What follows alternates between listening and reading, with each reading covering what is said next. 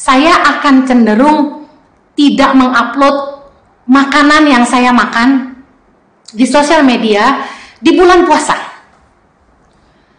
supaya saya tidak jadi batu sandungan buat pemeluk agama lain yang waktu itu sedang berpuasa.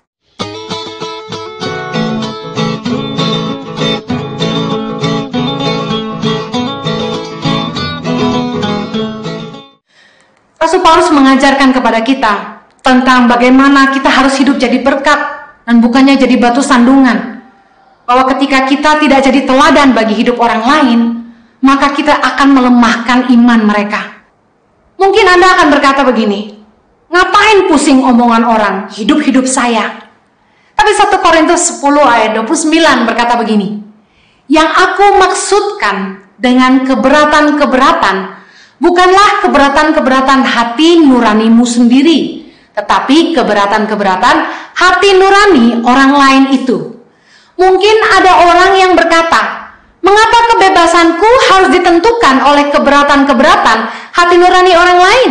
Ayat 30, kalau aku mengucap syukur atas apa yang aku turut memakannya, mengapa orang berkata jahat tentang aku karena makanan yang atasnya aku mengucap syukur?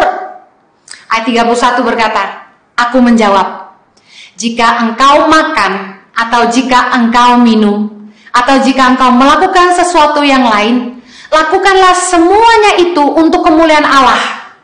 Janganlah kamu menimbulkan syak dalam hati orang, baik orang Yahudi atau orang Yunani maupun jemaat Allah.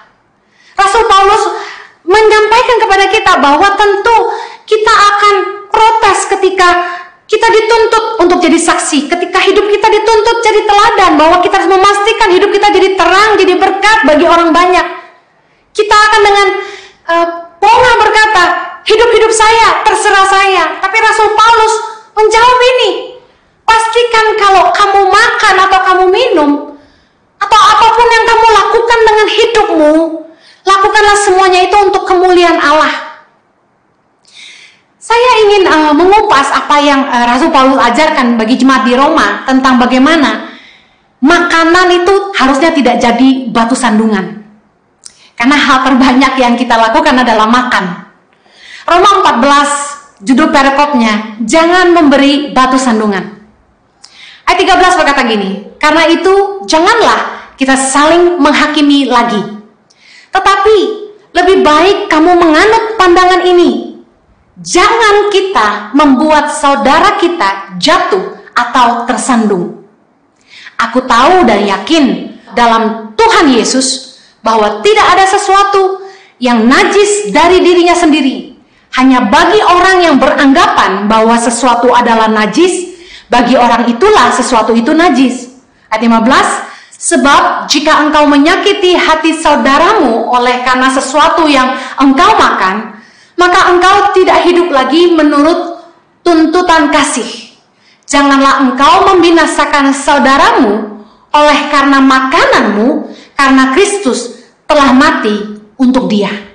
Rasul Paulus mengajarkan kepada kita, jangan membuat saudara kita jatuh atau tersandung hanya karena makanan.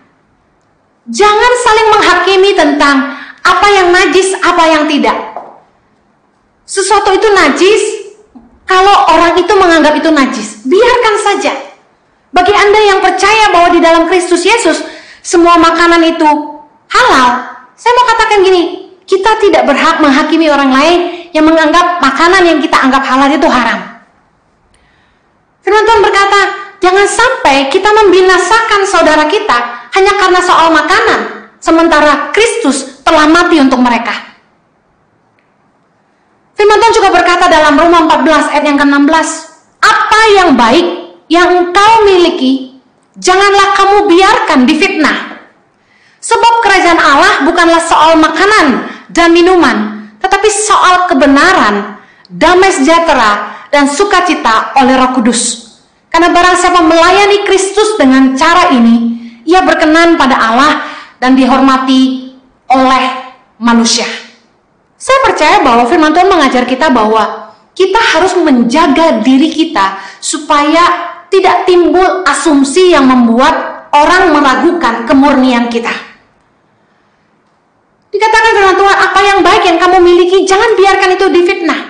Nah, masalahnya gini, kalau kita melakukan sesuatu yang baik, jangan sampai kita tidak berpikir bahwa orang mungkin memikirkan yang sebaliknya. Kita harus mengupayakan bahwa kejujuran kita itu nampak di depan orang. Contoh, saya memesan beberapa merchandise Tangan Pengharapan, entah kaos Positif by YTP atau batik Tangan Pengharapan. Dan ketika saya memesan, staf mengantar memberikannya kepada saya, mereka tentu tidak tahu apakah saya akan membayar atau tidak. Tapi ketika saya transfer ke yayasan, saya sebenarnya sebagai pemimpin tidak wajib memberikan bukti transfer itu kepada staf saya, karena saya pemimpin. Tetapi untuk menjaga supaya jangan sampai staf saya berasumsi bahwa saya ambil merchandise tanpa membayar, saya melaporkan pembayaran saya itu kepada staf saya. Bukan hanya kepada satu, tapi kepada beberapa staf yang saya pastikan mereka tahu apa yang saya ambil, saya bayar. Mungkin ada orang yang berpikir, loh, saya tidak perlu melapor sama kamu, kenapa saya harus melapor sama kamu? Tapi dengar baik, yang namanya manusia itu selalu punya asumsi. Dan kalau kita tidak mau sampai kemurnian kita diragukan orang lain, kita harus memastikan kita menjaga diri kita sedemikian rupa sehingga apa yang kita lakukan itu nampak di depan orang, bahwa kita tidak mencuri, kita tidak menipu. Jangan sampai hal-hal yang kita anggap, loh, ini bukan urusan kamu, seperti makanan. Kalau saya boleh kasih saran, mungkin ada bagi sebagian orang, bahkan kebanyakan orang umat Kristiani itu boleh makan apa saja. Tapi bagi agama orang lain berbeda. Saya akan cenderung tidak mengupload makanan yang saya makan di sosial media di bulan puasa, supaya saya tidak jadi batu sandungan buat pemeluk agama lain yang waktu itu sedang berpuasa. Sebenarnya kita hanya perlu menjaga diri kita supaya jangan sampai tindakan kita, apalagi urusan makan minum adalah hal yang paling kecil menurut saya yang patut dipeributkan. Di rumah kami, saya buat satu aturan di mana kalau makanan habis jangan dicari. Boleh bertanya, Mbak ini masih ada nggak? Tapi kalau sudah nggak ada, jangan dicari dan nggak boleh marah. Paling pantang bertengkar urusan makanan. Karena makanan adalah berkat terkecil yang Tuhan sediakan bagi kita. Makan minum itu Tuhan pelihara. Jadi jangan pernah pakai hal yang sepele seperti makanan untuk jadi batu sandungan buat orang lain, karena jiwa orang itu lebih penting bagi Tuhan. Firman Tuhan berkata dalam Roma 14 ayat 19, sebab itu marilah kita mengejar apa yang mendatangkan damai sejahtera dan yang berguna untuk saling membangun. Ayat 20 berkata, janganlah engkau merusakkan pekerjaan Allah oleh karena makanan. Segala sesuatu adalah suci, tetapi celakalah orang jika oleh makanannya orang lain tersandung. Ayat 21, baiklah engkau jangan makan daging atau minum anggur atau sesuatu yang menjadi batu sandungan untuk saudaramu. Sampai satu saat beta jatuh, tengah ada yang peduli beta.